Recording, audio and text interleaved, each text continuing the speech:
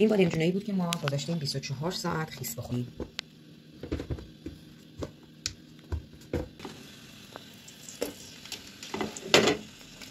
بادمجونمون سرخ شد به طرفش. اینها رو به گوشت‌هایی که دستمان کاغذی گذاشتیم منتقل می‌کنیم تا روغن اضافه‌اش گرفته بشه. که کمی نرم شد یه مقدار کره رو بهش اضافه می‌کنیم تا با هم تفت بخورن. مقداری فلفل دلمه هم اضافه می‌کنیم و تفت می‌دیم.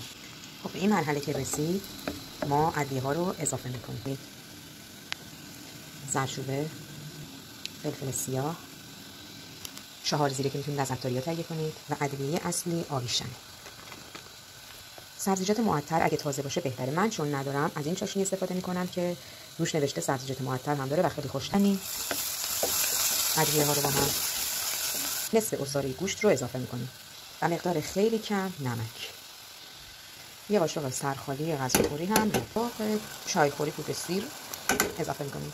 بادمجونا رو وسطشون رو باز می‌کنیم و از یه ذره برش با نوک قاشق ایجاد می‌کنیم. از مواد گوشتی داخل بادمجونا پر می‌کنیم. بادمجونا رو یکی می‌ذاریم توی آبنمه. الان نوبتی هم باشه نوبت موادیه که روش بریزیم یا سسش. به پیاز نگینی خرد شده نیاز داریم و پوره گوجه. خب این مقداریه که به این حد باید پوره بشه. تو همون روغن گوشت می‌ذاریم گرم میشه. پیازها رو توش تفت میدیم. که پیازها سبک شدن و به این مرحله رسید زردچوبه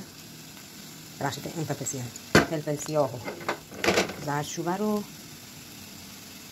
به اضافه عصاره نصف عصشنی اضافه میکنیم و خوب هم میزنیم. یک قاشق سرخالی رو خوب تفتش میدیم.